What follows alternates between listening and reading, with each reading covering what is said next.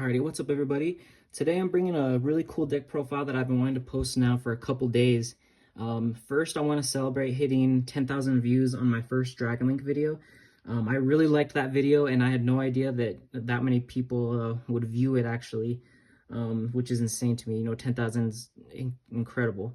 But two, to celebrate that, I wanted to do something really cool with my next Dragon Link profile. So this was totally unexpected and unplanned, but I had this idea yesterday.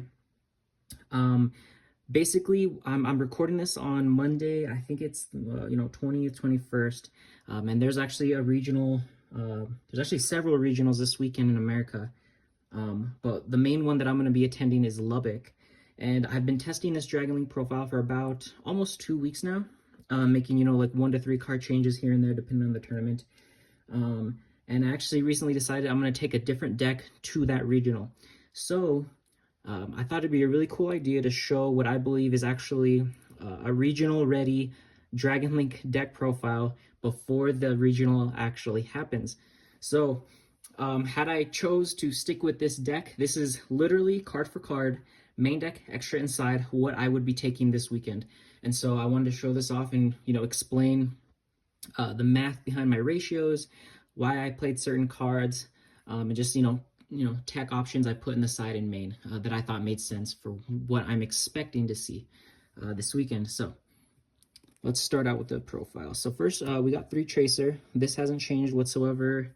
2 Synchron, 1 Recharger. This has always been my preferred ratio. I've never wanted to change this, and it's remained perfect. Next we have 3 Seifert, 3 Black Metal, and of course 1 Red MD. So as you can tell by seeing 3 Seifert, there are no Brave cards in this deck. So that's one thing I kind of made as like a meta call. Originally, about 2 weeks ago, no one was playing Brave in Dragon Link, and within the last 9 days or so, more people have been incorporating the Brave cards in Dragon Link, and have seen success with it. But the deck I wanted to bring and the deck I'm more comfortable with is playing Dragon Link in a more kind of purish version. I just love Safer, to be honest. But one thing that I've never actually played, believe it or not, in Dragon Link is the Black Metals, the baby Black Metals. I've always played the big one. But there's actually a reason for it, and there's a lot of math behind this deck, which I'll explain in the next section of this deck. But this is the main engine and the main dragons, all the starters, all the 1-card starters.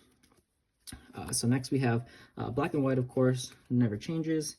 Next we have 1 Levy, 1 Abs, and a really interesting one of that not many people play at 1 is Nocto. All right, so why did I choose these ratios, particularly for these 2, but especially Nocto? 1, Abs at 1 is fine. There have been times where I wish I had the second, but usually 1 gets the job done. I'd say 95% of the time, I'm totally happy with 1. But 1 Nocto is something that I definitely would never have even thought of cutting to 1 had it not been for this profile and this meta that we're in. I'm going to explain here in a little bit why this is at 1, because I need to show off this next section first, which will be the most controversial section of the deck profile. So first, we have 3 Ash, we have 3 Lancia, and then we have 3 Nib. So these are the actually first 9 of the hand traps. Next we have 3 Ogre, 3 Veiler, and then of course Gamma and the driver. So why am I playing 18 hand traps? So at this point in time, we have to really think about what's in the meta right now and what people are playing and seeing a lot of success with. Obviously, all the best decks are playing Brave right now, and since post YCS Vegas, where the 60 card pile deck first got popular, that was one way you could kind of combat our Scythe, because if you remember correctly, this format obviously started with everyone Scythe locking, with Phantom Knights, primarily being that deck, and then everyone else realized, oh, well, my deck can also Scythe lock. So uh, first week everyone's scythe locking. Then the question becomes, okay, well, how do we counter that? So we can play droplets, we can play chalice, right? So everyone started hopping on those, putting in a bunch of those, going second. Let's say they lost game one or game three, so they're going second. And then they're realizing, oh wait, my opponent actually has a way in Phantom Knights to play around both droplet and chalice. So like, okay, what's the next question? Like, what do we do after that? So the next kind of turn the meta took was, okay, we have to play a lot more hand traps so that way my opponent can never get to the point where they can scythe lock me. So that's kind of where the 60 card decks kind of came into effect and stuff like that, because as you add more hand traps to the deck, naturally you're going to want more one card starters that let you combo. And so that's why you have decks, that play like the small Punk Engine, to where E-Telly is a one card combo, stuff like that. And so that's where we are right now in the meta. So to combat all of that, we still have to worry about Scythe if you're playing a deck that cares about your extra deck. And naturally now, because the 60 card Brave decks, have so much gas in them as well, one card starters, that's also a reason you want to play more hand traps. And so these are the hand traps I decided to go with. So let's take them, set by set. So 3 ogres, obviously one of the best hand traps right now, if not the best, just because of the Brave cards. I stuck with Veilers and Gammas, one because I love Gammas and people still to this day do not respect this card, and it's hilarious. And just in Dragon League in particular, this card's insane. Veiler over Imperm all day, every day, especially in Dragon League because it's light and we care about attributes. Nib is really gross in this deck, and we want to play 3, obviously because it's light, but also because we play all these other hand traps around it. We're able to see Nib in combination with a hand trap or 2 to make it really impactful. I decided to throw in Ash Blossoms just because it was a generic, just a generically good hand trap, even though it's fire. And then Lancia was the last one I added, just because just a meta call, and it works really well in our deck. If you've never resolved the Gamma Lancia combo, if you want to call it, then you're just not living life.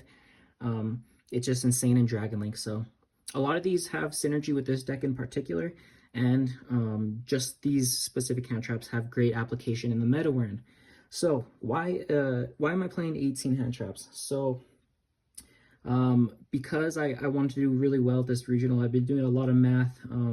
I recommend everyone uses the Yu-Gi-Oh calculator, whatever the hell it's called, so you can do percentages and find out, percentages to see a starter, to see, certain hand traps or whatever. But this is a 45 card deck, and I wanted to give myself a really high chance at seeing at least 2 hand traps in my opening hand. So I've taken this deck to 4 different tournaments. The first one I won. Second and third I lost in the finals, and because of tiebreakers it dropped me down to 3rd. And then I think I might have actually gotten 3rd or 4th again in the most recent tournament. The 2 tournaments I lost in the finals, I got essentially out-varianced, if you want to call it. I know some people call it that. And it was because I didn't see a single hand trap. And that's what cost me the game. And it was super unfortunate because I built my deck, at the time I was like, oh, I built the perfect deck and all that. And then it was really after those 2 losses and just seeing like where the game has gone from there that I'm like, damn, this deck needs to play more hand traps. And that's why there isn't going to be any Dragon Maid package, as you'll see when I get to the rest of the deck. Those were 3 of the cards I cut out for 3 more hand traps. And so an 18 hand trap main deck gives you a 67% chance to see 2 hand traps in your opening 5 card hand. And I believe it is a 93% chance that you see at least 1. So the goal of this deck is to have a really strong game 1 across the board. There are several decks that we have that, I say we as us Dragon League players, that we have, weird scenarios against. As you can see, if you've gone to my profile, I play a lot of Flunder also, and depending on the hand, we could actually auto lose literally to just M-Pen pass. So a lot of these hand traps work really well against that deck. It really depends on the hand the Flunder player has. I know because I play that deck a lot. But Ogre is always going to hit map. We have Veilers, so they better have the Book of Moon or the Quick Play. We main deck, arguably the best card other than Droll against them. If they don't have a way to chain block, we have Ash. And if they get greedy, we have Nib, and we have Gamma for Shifter if it comes up. But of course, it always depends, you can theory about things, only so much until you actually play against these decks and see. These were basically my reasons for playing these. This is what like I said, I would take this weekend had I not found a different deck. I would have 100% taken this deck, this lineup, to Lubbock this weekend. So I hope I kind of explained that. Also, just to mention about the one Nocto thing, because I'm playing more one-card starters and I'm playing so many hand traps, truth is, I just don't want to see Nocto in my hand unless I have a starter, because otherwise it's dead. Because I'm playing so many less combo pieces and just focusing on the hand traps and one-card starters, Nocto actually becomes worse and it becomes a brick. Obviously, if you're playing less hand traps and more cards to actually combo with, you 1,000,000% play 2 or 3 Nocto. Like, that's obvious. Nocto is disgusting. It's an insane card. But for this list in particular, Nocto at more than 1 does not make sense whatsoever. So for the last part of the deck, we have, of course, 3 Chaos Space, 3 Quick Launch, and then Boot and Ravine. This never changes. And so that is the 45 card main. Next, I'm going to go over the extra. Actually, should we do side? Yeah, let's do that. Yeah, no, we'll do extra. I want to save this side for last to show off a couple interesting cards. So, 2 seals. One of the things I like about playing non-Brave Dragon Link is we still get to play 2 seals. I never want to cut my boy down to 1 unless I have to. And so luckily I can still play 2 of him. Striker, Triple Burst, the card that always comes up in testing but rarely ever in actual gameplay, but you still gotta play it. Quadboral, Romulus, Opie, and then we have Access Code Talker, Nightmare Unicorn, and then we have Dark. The amount of times this card has won me my match is insane. Funny enough, the only card I think I've ever stolen from my opponent has been DPE or Ray. And every time I've actually resolved this card but once, which is actually recently the other day against one of my friends, I've won every match other than that. This card is incredible. It's just insane. And because we're still playing this version of Dragon Link, we can still play IP, hence why we have Unicorn still. One thing I do want to mention about Unicorn really quick too, just cool little scenarios for anyone, sticking around for this point in the video, is I've done this play twice where I've actually gone IP, gone into Unicorn, and then Unicorn effect, target himself to bounce back just to make the Gamma in my hand live. I actually have it on video. The last time I did it, was actually against one of my buddies. He was on the 60 card, what's it called? Prank Kids, hand trap, adventure, all that. So I think I had like 2 hand traps in hand, and just the way the scenario played out, I had to IP, go into Unicorn, and bounce itself back to make my Gamma live. And so if someone does that against you, that's an obvious read that they have Gamma in hand. But the game state we were in was he had one name in his hand, so there was no other way he was comboing. That was the last card he had. And so even if he didn't read the obvious read that I had Gamma, he still had to summon that. And even if he knew I had Gamma, you still have to summon that at that point, because if you don't, then I'm just going to OTK you next turn. So you kind of got to hope that math is on your side, since he did the math behind how many names he plays in his deck versus non-engine. So It's a really cool scenario. It's come up twice. The other time at another tournament, I did the same effect just to gamma my opponent's DPE effect. And luckily, I had Lancia on board, so they stayed on board, which means I go into my next turn with an automatic Chaos Ruler. Appaloosa, there are times where I want to cut this, but with this version, it still comes up sometimes, like against a virtual world and stuff like that. So yeah, I still keep Appaloosa in this. And then, of course, the 3 broken synchros.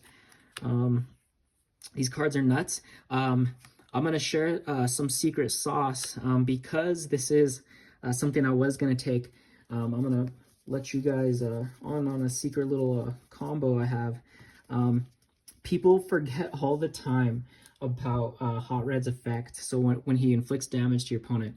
So whenever I'm playing with this deck with Dragon Link, depending on like what if lights and darks you have in grave, you always need to make sure you're banishing the correct ones, because they always come up. And so what I mean by that is, if I have an ogre in grave and let's say a Veiler, and let me grab that, and then I have black in hand.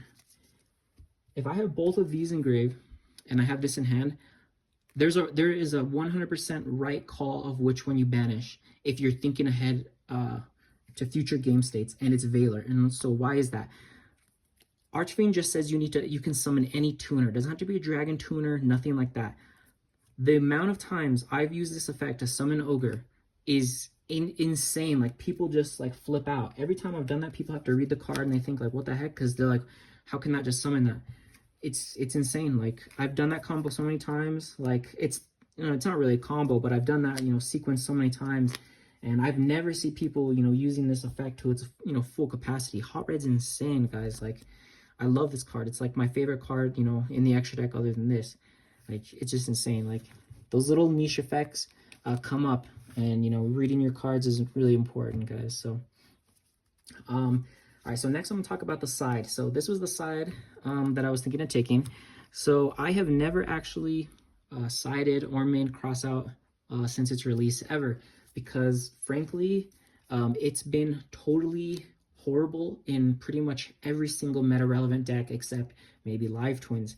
And that's because no one's actually playing, a lot of hand traps since its release and stuff like that. Well, this is literally the perfect format, of course, without having Max C in the format. This card's insane. This card is nuts in this deck. We're playing 18 hand traps. We are not scared of anything. Every time I've resolved crossout, I've also won that game, which has actually been in a couple game 3s. This card's insane in this deck right now. It's would not change whatsoever. Next, I'm actually playing 3 Chalice. So I've been testing this out for a bit. Shout out to one of my friends. He actually got these and traded them for me. I've been looking for these for forever. But that's off the point. So in the Flunder matchup in particular, sometimes we have to side really weird for that.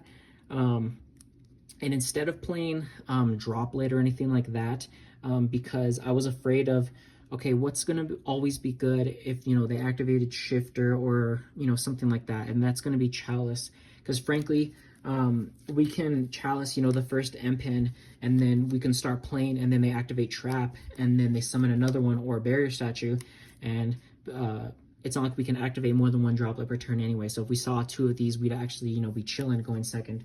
So that was the main reason, because it was between this and Droplet. And honestly, Droplet's just not insane right now, guys. It sucks because that card, it's an insane card, but just the way the format is right now, it's not the best card, which is why I would consider Chalice over it. So next, for another 3 of 3 twin, this is infinitely better than Cosmic right now. Card for card, I think Cosmic's better because you can banish Eldritch cards. Just like there's 60 card, Phantom Knights, Prank Kids, standard base decks. There's also 60 card, Eldritch, Brave, Hand Trap combo decks. And so everyone and their mother is siding Lancias, and because of that, everyone's going to be siding Lancia against us no matter what. So we can't afford to have them, using Lancia and shredding off a Cosmic or something like that. So Twin's the way to go. If you want, you could also slide this, you know, going second against pranks. If you care about, you know, them summoning their fusion, you just shotgun this and draw a standby so they can't activate it. So yeah, twin is the way to go right now. And then next, what we have here is 3 token collector. This was 3 Raigeki before, but I decided with token collector just because it's so versatile, and I'm not too concerned with Sword Soul, but obviously this has carryover. The couple times I've actually been able to see this card or have milled it, it's put in work, and going into a grind game against the Brave Engine is, you know, bad news for 90% of decks, just because of how resilient it is. If you hadn't seen the Ogre to hit the continuous, then this card is kind of what makes up for it and lets you, you know, continue to play. And then lastly, we have 3 one-ofs. First, Harpies. I wanted one more back row hate card. I always respect back row decks because, you know, I'm someone who's like, you know, I don't play like the Eldritch kind of decks or Altergeist, but, you know, I'll play like Trap BA and stuff like that. So I always want to show a little bit of respect, and, you know, I wanted one more card that I could keep and go in first or second, especially since this is a 45 card deck against those matchups. So 1 Harpies, 1 Droll. Droll is really nice this format. You know, this is something you could change. If you want 2 more of these, you could put in, like, you know, 2 more token collector or something like that. Or if you really don't expect back row matchups, you know, you take out a twin and a chalice, or, you know, a harpy, something like that. But the reason why we play 1 is not because, you know, I'm hoping to see a 1 of going second. It's because I want another cross out target, because depending on who you ask, some people swear by Droll this format, and then some people think it's trash. And it really just depends, you know, on the matchup and stuff like that. So I figured that people would, the people who play Droll are going to side it against Dragon Link because that's the correct move. And so I wanted the 1 of Droll that I could keep and go in first or going second that I could cross out. So that's the reason for the 1 Droll. And then lastly is one Red Dragon Archfiend. So there was nothing in my extra deck that I wanted to take out. And unfortunately, because, you know, I would be taking this to a regional and stuff like that, and because of time rules, you need a way to put damage on board. And there are actually some, you know, niche situations where, yeah, the burn is, you know, good and all, but you actually want to summon this to, like, get rid of bodies on the board. So I've won in time citing this card, I think twice, which has warranted a spot in the side for me. Just because, you know, a lot of people, because, you know, a lot of decks right now are so combo oriented, and there's a lot of people bringing that deck for the first time, and, you know, it's kind of taking a while. You unfortunately need this, which sucks, but yeah, guys, that's the profile. I hope you liked this. Who knows, maybe in another world, this is the first place Lubbock regional deck profile. You never know.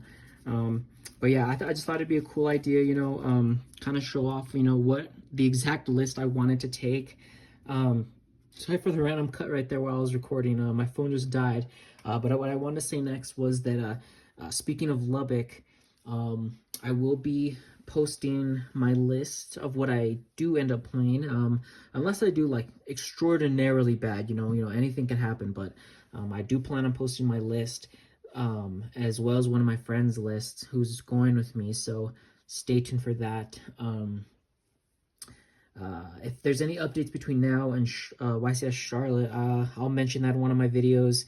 But yeah, guys, I really hope you enjoyed this video. I love Dragon Link, and maybe my fellow Dragon Link players, if there's something you can take away from this video, please feel free to. This is really, I feel like, unorthodox with my hand trap ratio, but it really is something totally just for this upcoming regional in like 7 days. So this is truly a definition of a meta call, and I thought it would be a cool idea to, you know, show something that I think is a good call for an upcoming regional before it actually happens. So let me know what you guys think. You know, drop down in the comments any questions or concerns. And yeah, I will be having a couple socials put up in the description box here in a day or two. But I'll pin a comment on the comment section once I do. Thank you guys for watching. Later.